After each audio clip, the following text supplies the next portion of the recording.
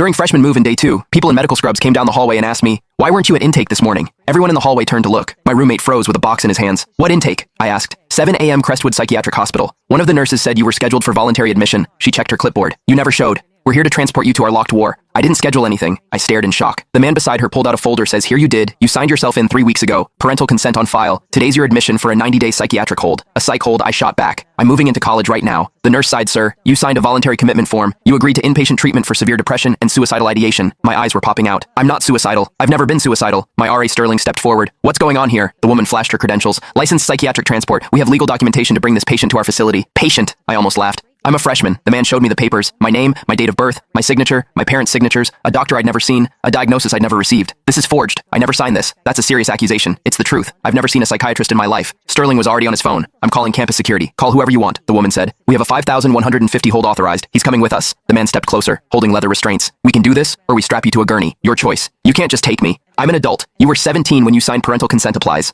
Other students were gathering doors, opening phones, recording "Call my parents." I said to Sterling, "They'll tell you this is a mistake." He dialed speaker on Mrs. Ashford. "This is Sterling the R. There are people here from a psycharm hospital saying your son signed himself into their facility." My mom's voice calm, cold. "Yes, that's correct. Please cooperate with them." My blood went cold, Mom. "What are you talking about? I'm at college. You were going to cut us off," she said calmly. "Change your number. Disappear." Dr. Jones said this was the only option. Dr. Jones, I've never met a doctor. "Jones, we consulted him on your behalf." He agreed. "You needed intervention. You can't commit me to a psych ward because I wanted space from you." I said 90 days in the locked unit medication therapy. Then we will discuss your future as a family. She hung up. I called my dad, hands shaking. "Dad, there are people trying to take me to a psych ward." "Good. Maybe 90 days in a padded room will fix your attitude." I was shaking. "You signed me up for this. You are going to abandon us after everything we sacrificed to tuition, the car, everything. So your solution is locking me up. We're saving your life. This is false imprisonment. It's mental health care." He hung up. The man pulled out the restraints. "Last chance walk or we strap you down." 40 students were watching now, recording. "Someone help me." I said, "Please." That's when a girl stepped forward. Dark hair, sharp eyes. She didn't look like any regular student. "Can I see the form?" The woman hesitated. "This is confidential. My dad's a lawyer. I know the law. If you're forcibly taking him to a locked ward, he has a right to review the paperwork." The nurse handed over the folder. The girl studied it, then looked at me. "Sign your name right now on your phone." I did, showed her. She held it up next to the form. "This signature is cursive. Yours is printed. You don't write in cursive." She was right. My signature was blocky print. The one on the form was cursive. "That's not his signature," the girl said. "Someone forged this." The woman's face tightened. "We'll need to verify." Verify what? The girl cut in. "Someone forged his signature to have him locked in your ward. That's fraud. That's kidnapping." My phone rang. "Mom, are you going with them?" "No, you forged my signature.